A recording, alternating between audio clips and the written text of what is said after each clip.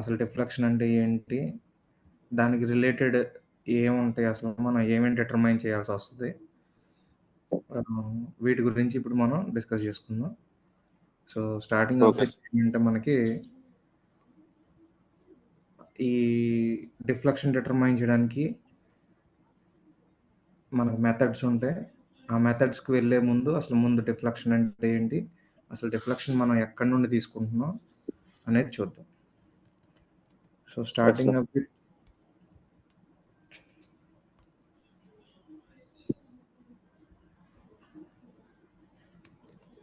జనరల్‌గా మీకు బాగా ఫెమిలియర్‌గా ఉండే బీమ్స్ ఏంటి అంటే, సింప్లీ సపోర్టెడ్ బీమ్ మీకు ఐడియా ఉంటది బాగా. Next yes. వచ్చేసరికి క్యాంటిలివర్ బీమ్ అంటే మీకు బాగా ఐడియా ఉంటది. సో, సింప్లీ సపోర్టెడ్ బీమ్ అంటే ఏంటంటే, మనకి రో రోజువారీగా చూసే బీమ్స్ ఉంటాయి గదా! పైన మన ఇళ్లల్లో గానీ ఇవి. సో, ఇవేంటంటే, ఈ ఒక లెంత్ వైస్ స్ట్రక్చర్ ఒకటి తీసుకొని, దాన్ని ఒక 2 సపోర్ట్స్ మీద ప్లేస్ చేస్తే గనక, ఇలా 2 సపోర్ట్స్ మీద గనక ప్లేస్ చేస్తే, ఆ సపోర్ట్స్ ఏంటంటే మనకి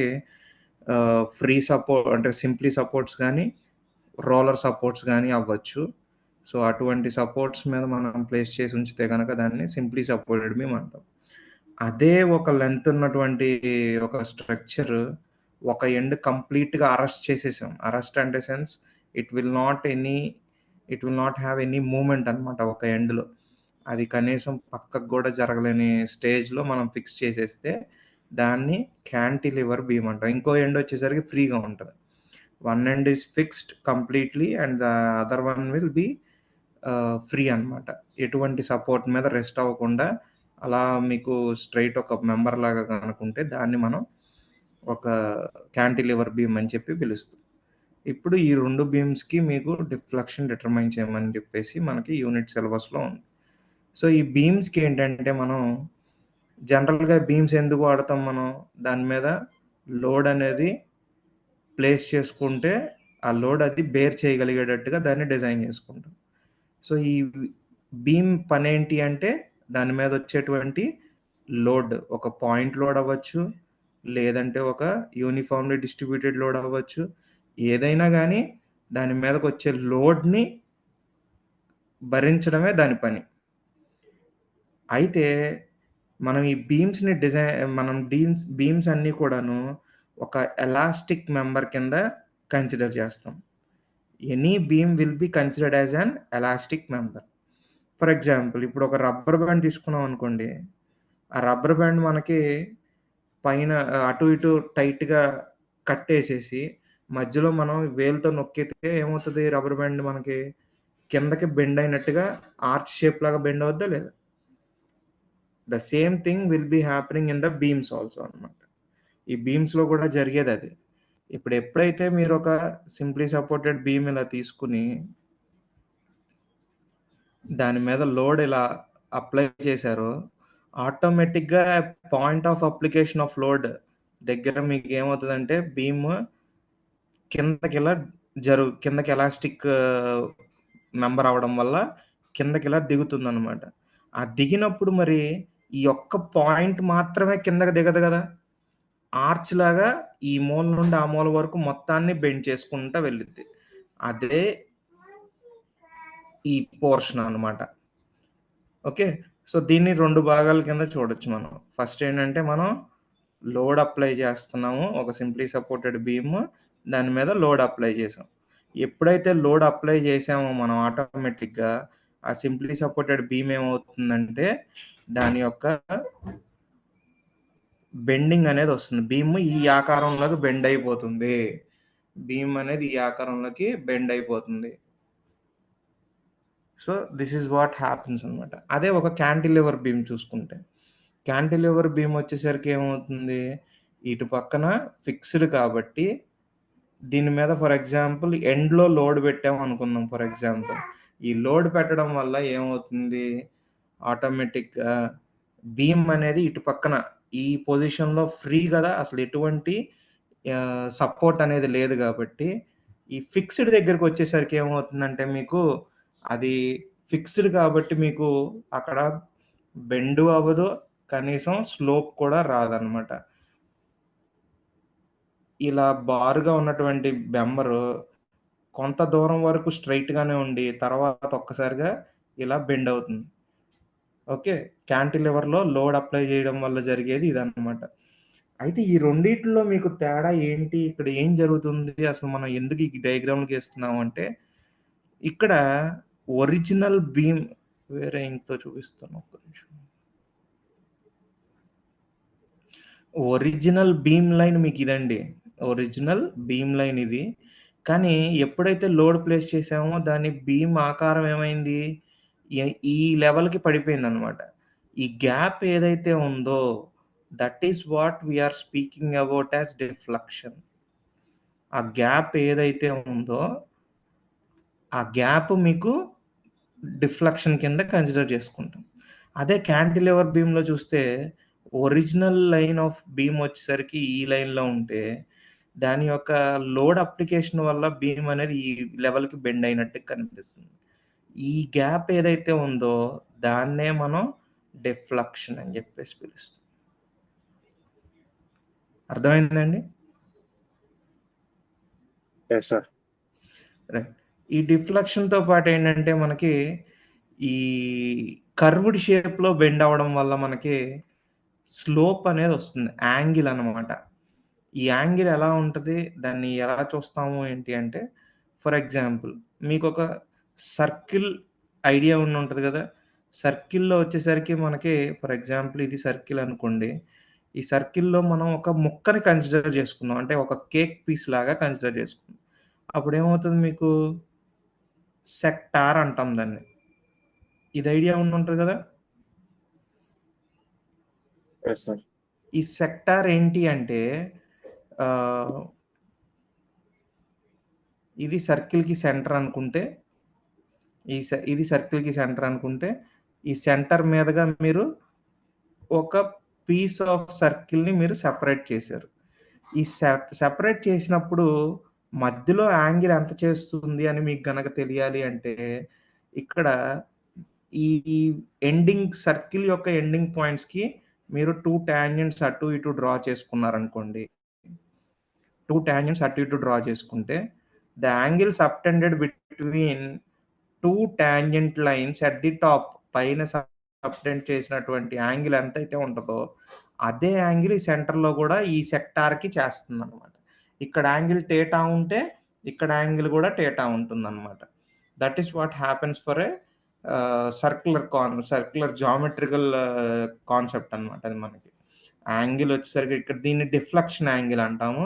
దీన్నొచ్చేసరికి సేమ్ ఉంటదనమాట. మనకి సెంటర్ దగ్గర గూడా డిఫ్లెక్షన్ యాంగిల్ ఇక్కడ ఎంత చేస్తే అక్కడ అంతే యాంగిల్. అయితే ఇప్పుడు మన బీమ్స్ కూడా అదే అనమాట. ఈ బీమ్స్ ఇక్కడ ఎంతైతే డిఫ్లెక్షన్ జరుగుతున్నాయో, దాన్ని బట్టే మనకిక్కడ యాంగిల్ అనేది స్లోప్ అంటాం అనమాట. ఆ స్లోప్ గూడా మనకి డెవలప్ అవ్వడం జరుగుతుంది. సో, డిఫ్లెక్షన్ జరిగినప్పుడు వచ్చే యాంగిల్‌ని స్లోప్ అని జెప్పేసి మనం పిలుస్తాం. ఈ స్లోప్ డిటర్మైన్ చేయడానికి గాని, డిఫ్లెక్షన్ డిటర్మైన్ చేయడానికి గాని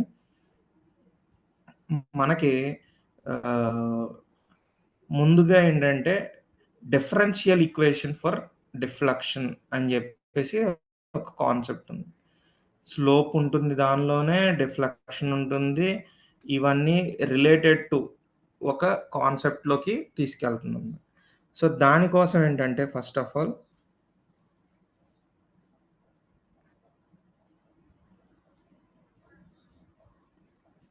దానికోసం ఏంటంటే మనం ఇప్పుడు ఒక బీమ్‌ని అస్యూమ్ చేసుకుందాం.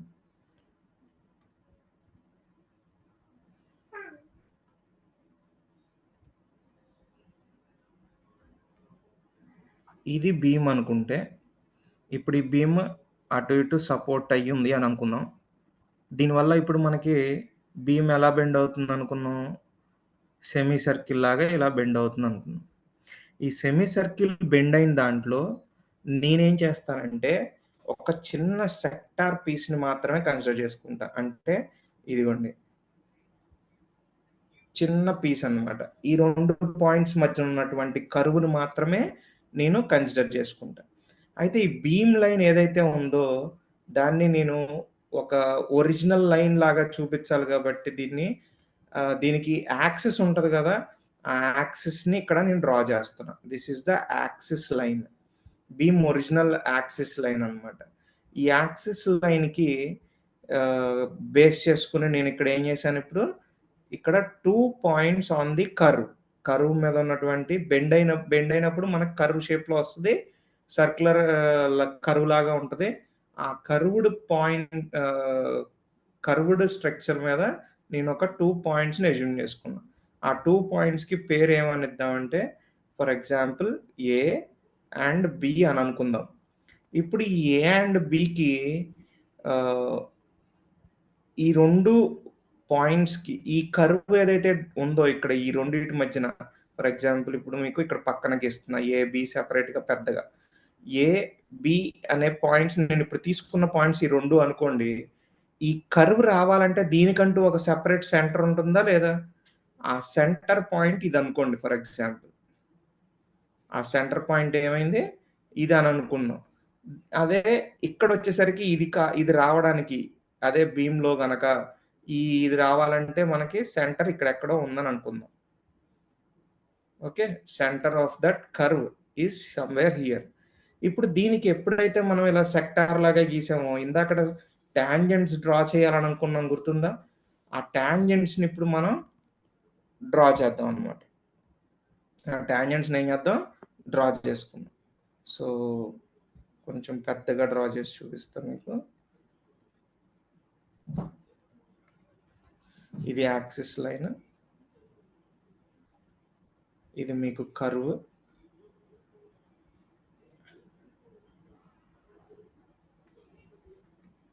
ఈ కర్వ్‌లో నేనిప్పుడు ఒక 2 పాయింట్స్‌ని అస్యూమ్ చేసుకుంటున్నా. ఇది పాయింట్ ఏ, ఇది పాయింట్ బి అనుకుందాం. ఇప్పుడు ఈ కర్వ్ రావాలంటే మనకి సెంటర్ అనేది ఒకటుంటది కాబట్టి, ఆ సెంటర్‌కి ఈ రెండిటిని జాయిన్ చేసామని అనుకుందాం. ఓకే. ఇది సెంటర్ ఫర్ ద కర్వ్. ఈ కర్వ్ మొత్తం డ్రా చేయాలంటే మీకు వచ్చేటువంటి లైన్ అన్నమాట. ఇప్పుడు ఏ అనే పాయింట్‌కి మీరిప్పుడు టాంజెంట్ డ్రా చేయాలి. సో, ఈ టాంజెంట్ ఫర్ ఎగ్జాంపుల్ ఇదనుకుందాం. ఏలో నుండి పాస్ అయ్యేటువంటి టాంజెంట్ ఇదనుకుంటే, ఇక్కడ చేసే యాంగిల్ థీటా అనుకోండి. ఇది యాక్సిస్ లైన్ అని చెప్పాను గదా! ఆ యాక్సిస్ లైన్‌తో చేసే యాంగిల్ థీటా. అలాగే మరి బీకి కూడా మనకి ఒక టాంజెంట్ అనేది ఉంటది గాబట్టి, ఆ టాంజెంట్ లైన్ గనక మీరు డ్రా చేస్తే ఓకే. బీతో గనక మీరు టాంజెంట్ లైన్ డ్రా చేస్తే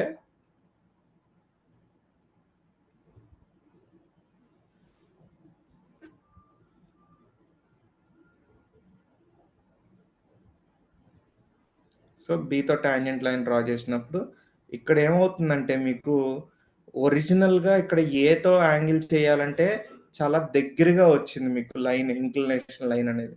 దానివల్ల యాంగిల్ ఏం కనిపిస్తుంది? చాలా ఎక్కువున్నట్టుగా కనిపిస్తుంది. అంతేనా కాదా? ఫర్ ఎగ్జాంపుల్ ఇది ఒక 45 డిగ్రీస్ ఉందని అనుకుందాం. మీకు బీతో చేసినప్పుడు వచ్చిన యాంగిల్ చూడండి. 45 కంటే తక్కువ ఉన్నట్టుగా ఉందా? లేదా? సార్ అవును. అందుకనే ఇక్కడ యాంగిల్ ఎలా ఉంటుందంటే టీటా మైనస్ డి టీటా. ఎంతో కొంత యాంగిల్ తగ్గిద్ది గదా! టీటాలో డి టీటా తగ్గిందని అనుకుంటే టీటా మైనస్ డి టీటా 45 కంటే తక్కువ ఉంటదని అనుకున్నాం కాబట్టి రిఫరెన్స్ అన్నమాట ఇక్కడ. రిఫరెన్స్ ఏంటి అంటే టీటా. టీటాలో నుండి కొంత యాంగిల్ తగ్గింది అని టీటా మైనస్ డి టీటా అని రాసుకుంటాం. సో, ఇది మనకి ఆహ్, స్లోప్ స్లోప్‌కి సంబంధించిన టాంజెంట్స్‌కి సంబంధించిన యాంగిల్స్. అయితే ఏ దగ్గర నుండి మీరు బి దగ్గరికెళ్ళడానికి distance for example about X axis కాబట్టి డీఎక్స్ అనే డిస్టెన్స్ అని అనుకుంటే, ఏ దగ్గర నుండి మీరు బికి వెళ్ళడానికి ఉన్నటువంటి డిస్టెన్స్ డీఎక్స్ అని గనక అనుకుంటే, ఇక్కడ చూసారా? ఏ దగ్గర వచ్చేసరికి దానికి టాంజెంట్‌కి సంబంధించిన యాంగిల్ థీటా ఉంది. మీరు డిస్టెన్స్ పెంచారిక్కడ. ఏ దగ్గర నుండి ముందుకెళ్లారు. అంటే డిస్టెన్స్ పెరిగింది. పెరిగినప్పుడు యాంగిల్ ఏమవుతుంది? టాంజెంట్ యాంగిల్ తగ్గిపోతుంది. టాంజెంట్ యాంగిల్ అనేది తగ్గడం స్టార్ట్ అవుతుంది. అలా సెంటర్‌కొచ్చేసరికి ఈ కర్వ్‌లో సెంటర్ పాయింట్ దగ్గరకొచ్చేసరికి ఏమైపోద్దంటే, ఈ కర్వ్‌లో మీకు ఇదిగోండి. ఈ కర్వ్‌లో సెంటర్‌కొచ్చేసరికి బెండింగ్‌లో సెంటర్ దగ్గరకొచ్చేసరికి స్లోప్ యాంగిల్ టాంజెంట్ డ్రా చేయాలంటే టాంజెంట్ ఎలా వస్తుంది మీకు? ఇదిగోండి ఇలా వస్తది. హారిజాంటల్‌గా వస్తది. ఎక్స్ యాక్సిస్‌కి ప్యారలెల్‌గా. దానివల్ల ఏమైపోతుందంటే ఇట్ బికమ్స్ 0. మిడిల్ దగ్గరకొచ్చేసరికి స్లోప్ వాల్యూ 0 అయిపోతుంది. యాంగిల్ ఉండదనమాట ఇక్కడ. మీరు ఒక టాంజెంట్ గనక మిడ్ పాయింట్‌కి గనక డ్రా చేస్తే దాని లైన్ ఎలా వస్తుంది? ఒక యాక్సిస్ పైన గీసాం గదా! దానికి ప్యారలెల్‌గా వస్తది. దానివల్ల సెంటర్ దగ్గర స్లోప్ వాల్యూ 0 ఉంటుంది. సో, ఇప్పుడు మనం కర్వ్‌లో యాంగిల్ ఎంతుందని ఫైండ్ ఔట్ చేయడం మన టార్గెట్ కాబట్టి, ఇప్పుడు ప్రస్తుతానికి ఈ యాంగిల్స్ ఎలా ఉన్నాయి ఏంటనేది చూద్దాం. సో, ఇది మనకి 2 టాంజెంట్స్‌కి సంబంధించిన యాంగిల్స్. ఇప్పుడు వీటిని వాడి ఒక ఈ ఒక రిలేషన్‌షిప్ అనేది మనం తీసుకొద్దాం. ఓకే. ఈ కర్వ్‌కి సంబంధించి, యాంగిల్స్‌కి సంబంధించి, డిఫ్లెక్షన్స్‌కి సంబంధించి మనం ఒక ఇది తీసుకొద్దాం. ఏమంటారంటే ఆహ్, ఆహ్, ఏమో to say it as relationship తీసుకొద్దాం. అయితే ఇక్కడ ఒక్కసారి మనం సరిగ్గా అబ్జర్వ్ చేస్తే, మనకిక్కడ ఒక ఏ దగ్గర నుండి బి పోర్షన్ ఇదే కదా ఇప్పుడు. ఏ దగ్గర నుండి బి పోర్షన్ ఇది. ఇది కర్వ్ మనం మాట్లాడుకోవడానికి కర్వ్ గాని, కర్వ్‌లో ఎప్పుడైనా సరే చిన్న డిస్టెన్స్ గనక మనం తీసుకుంటే, అదొక స్ట్రెయిట్ లైన్ లాగా కనిపిస్తుందనమాట. ఇది సర్కిల్ యొక్క కాన్సెప్ట్ మనకి. కార్డ్ అంటాం. మీకు ఐడియా ఉండుంటే గనక కర్వ్‌లో కార్డ్ అనేది ఒకటుంటుంది. ఆ కార్డ్ వచ్చేసరికి స్ట్రెయిట్ లైన్ లాగా ఉంటుందనమాట. కార్డ్ అనేది ఎప్పుడు కూడా. ఫర్ ఎగ్జాంపుల్ ఇదొక కర్వ్ అనుకోండి. ఈ కర్వ్‌కి మీరు ఎండింగ్ పాయింట్స్‌ని జాయిన్ చేస్తే ఇదేమవుతుందంటే కార్డ్. సో, కర్వ్ చాలా తక్కువ డిస్టెన్స్ తీసుకుంటే ఇప్పుడు చిన్న కర్వ్ తీసుకున్నాను చూడండి ఇక్కడ. ఇది ఇక్కడ చిన్న కర్వ్ తీసుకున్నానా, దీనికి కార్డ్ డ్రా చేస్తే ఏమవుతుంది? ఆల్‌మోస్ట్ దానిలో కలిసిపోతున్నట్టుగా ఉంది. అంటే కర్వ్, కార్డ్ లైను సిమిలర్‌గా ఉంటాయి. కర్వ్, కార్డ్ లైను సిమిలర్‌గా ఉంటాయి. డిస్టెన్స్ ఒకటే అవుద్ది. అలాగే ఇప్పుడు ఈ బెండింగ్ వచ్చినప్పుడు మనం 2 పాయింట్స్ అస్యూమ్ చేసుకున్నాం చూసారా? ఏబీ అనేది ఆ ఏబీ కూడా స్ట్రెయిట్ లైన్ లాగా ఉంటే, అప్పుడు ఇక్కడ ఒక ట్రయాంగిల్ ఫార్మ్ అయినట్టుగా ఉంటుంది చూడండి. ఏం ట్రయాంగిల్ అంటే అది చూడండి ఇక్కడ మళ్ళీ నేను డ్రా చేస్తున్నాను. ఇక్కడెక్కడో మనకి ఏ అనేదుంది. ఇక్కడొచ్చేసరికి బి. ఏ దగ్గర వరకు మీరు టాంజెంట్ లాగా డ్రా చేసారో, ఆ టాంజెంట్ మీకు ఎక్స్‌టెండ్ అయ్యి బి దాకా వచ్చినట్టుందనుకుంటే, బి దగ్గర నుండి గీసిన టాంజెంట్ ఈ విధంగా ఉంది మీకు. అప్పుడిక్కడ యాంగిల్స్ ఏమని రాసుకున్నారు మీరు? This is theta minus D theta. ఇక్కడ బయట యాంగిల్ థీటా రాస్తే, లోపల యాంగిల్ ఎంత అవుతుందండి? ఒక హారిజాంటల్ లైన్ మీద యాంగిల్ ఎంత మనకి? 180 డిగ్రీస్. ఓకేనా? ఒక హారిజాంటల్ లైన్ మీద ఉండే యాంగిల్ ఎంత? 180 డిగ్రీస్. సో, లోపల ఉండే యాంగిల్ ఎంత అప్పుడు?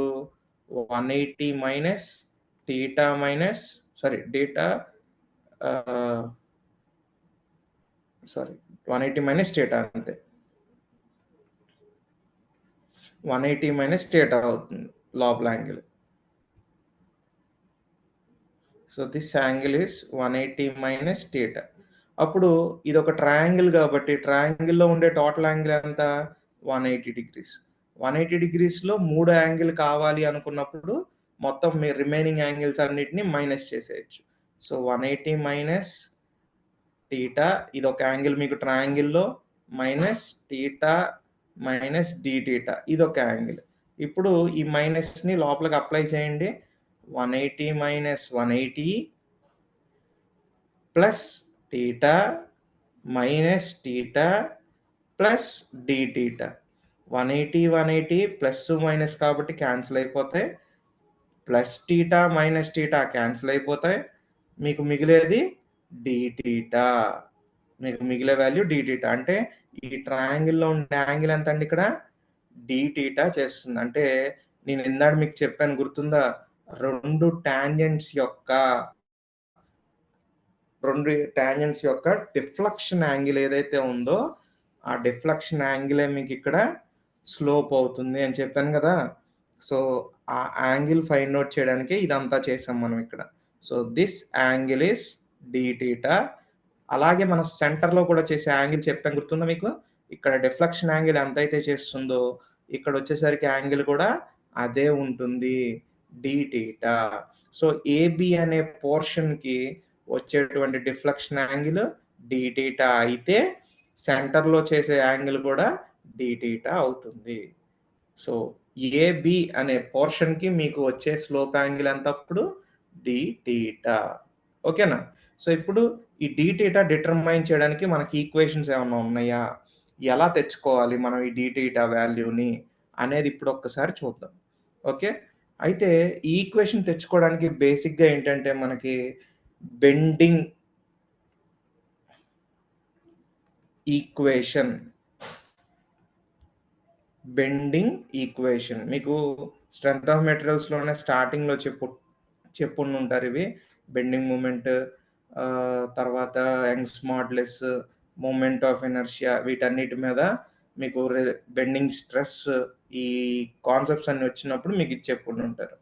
రిలేషన్షిప్ ఏంటంటే M/I is equal to E/R is equal to F or sigma అంటారండి. స్ట్రెస్ ఇది యాక్చువల్గా F/Y.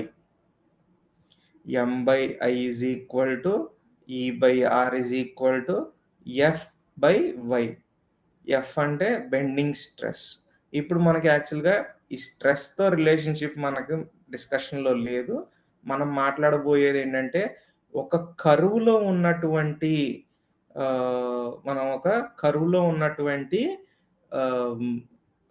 యాంగిల్ గురించి మాట్లాడుతున్నాం కాబట్టి రేడియస్ ఆఫ్ కర్వేచర్ తీసుకుంటాం. ఇక్కడ మీరు ఇక్కడ పైన ముందు డయాగ్రామ్ గుర్తుందా? ఇదిగోండి, దీనిలో చూడండి ఒకసారి.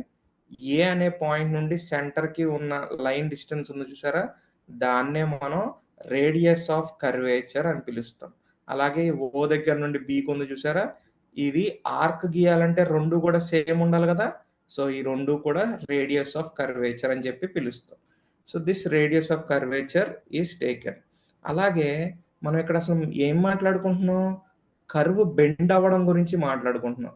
సో ఎప్పుడు బెండ్ అవుద్ది?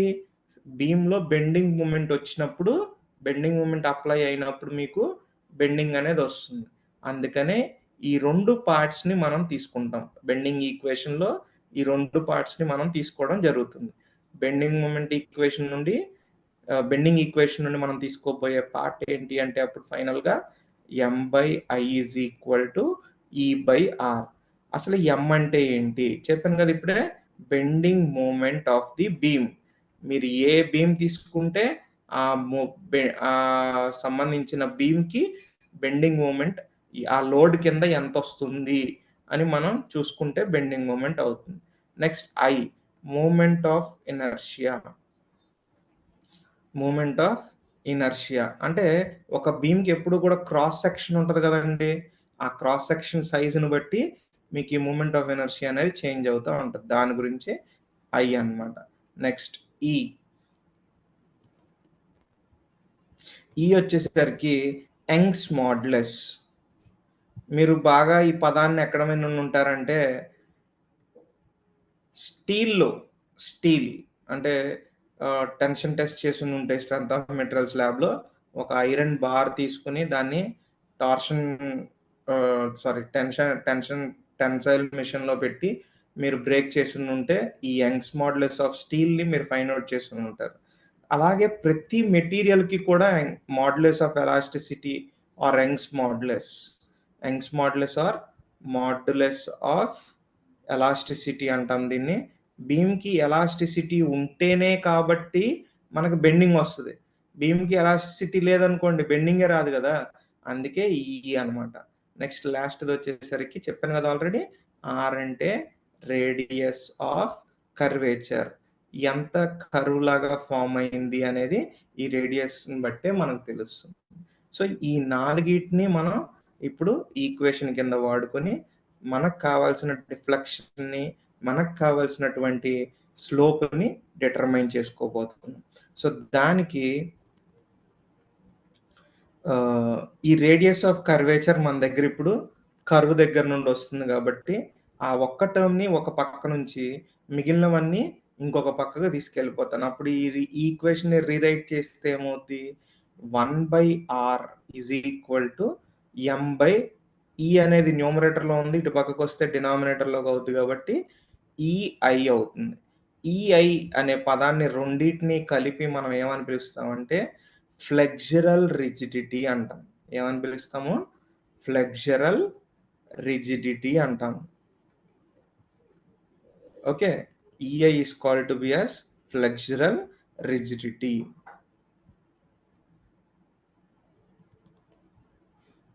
రైట్. ఇప్పుడు ఏంటంటే మనకి ఇందాక మనం కర్వ్ గీసాం కదా, ఇందాక ఏమని గీసాం? కర్వ్ సెంటర్ దగ్గర నుండి ఓ, ఇదేమో ఆర్ రేడియస్ ఆఫ్ కర్వేచర్ ఉంటుంది. కర్వ్ మాత్రమే గీస్తున్నాను ఇక్కడ, ఏ అండ్ బి. ఇప్పుడు నాకు ఏబి డిస్టెన్స్ కావాలంటే ఇక్కడ సెంటర్లో ఎంత యాంగిల్ చేస్తుందని చెప్పుకున్నాం మనం? డి టీటా చేస్తుందని చెప్పుకున్నాం కదా. సో నాకు ఇప్పుడు ఏబి డిస్టెన్స్ కావాలి అంటే, అంటే కర్వ్ డిస్టెన్స్ కావాలి అంటే, కర్వ్ డిస్టెన్స్ ఏమని రాయొచ్చు అంటే AB is equal to radius of this curve, radius of the curve multiplied by angle subtended between the two lines. Okay, so this is d theta. AB is equal to radius of the curve multiplied by d theta. ఓకేనా? అయితే ఇక్కడ మనం already పైన రాసాం, గుర్తుందా? ఏ దగ్గర నుండి బికి distance ఎంత అని రాసాం మనం? డిఎక్స్ అని రాసుకున్నాం కదా already. So dx is equal to R into d theta అవుతుంది. అప్పుడు dx is equal to R into d theta. ఇప్పుడు 1/r ఈజ్ ఈక్వల్ టు ఏమని రాయొచ్చు మనం అప్పుడు దీని నుండి? డి టీటా బై డిఎక్స్ అని రాయొచ్చు, అంతే కదా? D theta by dx. అయితే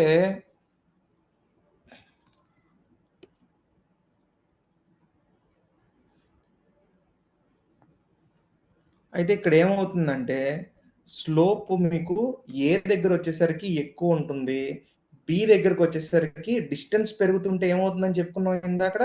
స్లోప్ వాల్యూ తగ్గుతుందని చెప్పాం కాబట్టి, సారీ,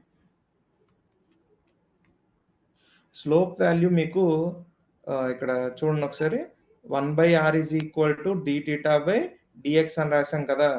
దీనిలో ఏమవుతుందంటే మీకు this value will be negative అనమాట. ఈ వాల్యూ మీకు ఎలా ఉంటుంది? నెగిటివ్లో ఉంటుంది. కారణం ఏంటి? ఇందాక చెప్పుకున్నాం కదా, ఎక్స్ డిస్టెన్స్ పెరిగే కొద్దికి ఇఫ్ డిస్టెన్స్ ఈజ్ ఇంక్రీజ్ అయ్యేటప్పుడు స్లోప్ వాల్యూ ఏమవుతుంది? టీటా వాల్యూ డిక్రీజ్ అవుతుంది. ఓకేనా? అందుకనే ఈ టర్మ్ ఏదైతే మనం ఇక్కడ రాసామో, ఈ టర్మ్ మీకు ఏమవుతున్నప్పుడు దిస్ బికమ్స్ నెగిటివ్. సో దీన్ని రీరైట్ చేస్తే ఏమవుతుందంటే 1/r is equal to minus d theta by dx, minus d theta by dx. అక్కడ ఆల్రెడీ పైన మనం బెండింగ్ ఈక్వేషన్ తీసుకొచ్చిన ఈక్వేషను, ఇప్పుడు ఒక ఈక్వేషన్ వచ్చింది. ఈ రెండు ఈక్వేషన్స్ని కలిపి మనం ఈక్వేట్ చేస్తాం అనుకోండి, ఇది 1/r, ఇది 1/r. కాబట్టి ఫైనల్గా ఏమొస్తుంది అంటే minus d theta by dx is equal to m/ei, m/ei అనే టర్మ్ అనేది వస్తుంది. సో ఇక్కడ మనకి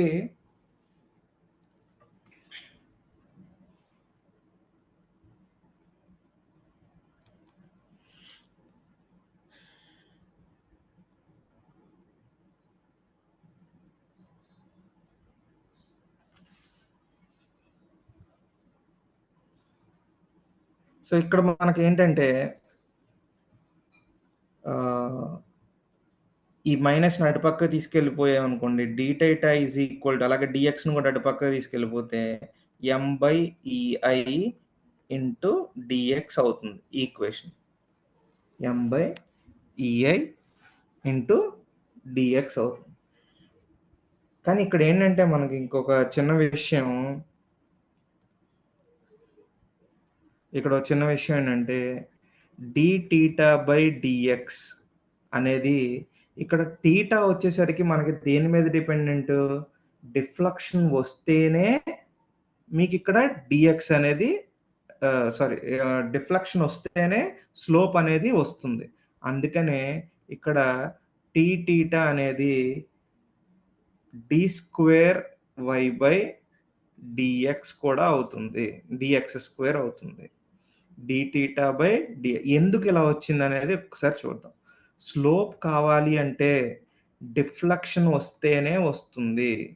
స్లోప్ కావాలంటే డిఫ్లెక్షన్ జరిగితేనే, deflection at distance of X జరిగితేనే స్లోప్ వాల్యూ వస్తుంది. కాబట్టి ఈ టీటా ప్లేస్లో మీరు ఇక్కడ ఏమని రాయొచ్చు అప్పుడు, ఇదిగోండి మళ్ళీ రాస్తున్నా, డి బై డిఎక్స్ ఆల్రెడీ ఉంది.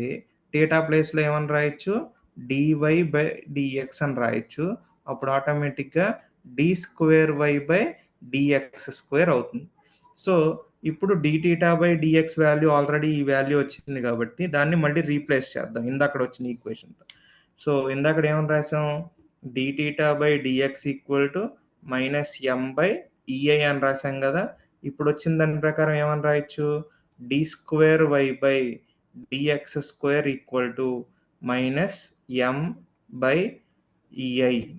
ఓకేనా. బెండింగ్ మూమెంట్ అని ఇప్పుడు ఫైనల్గా మనం బెండింగ్ మూమెంట్ ఏమొస్తుందో రాద్దాం. Bending moment is equal to minus EI d square y by dx square. So ఈ ఈక్వేషన్ని మనం పిలిచే పదం ఏంటి అంటే డిఫరెన్షియల్ ఈక్వేషన్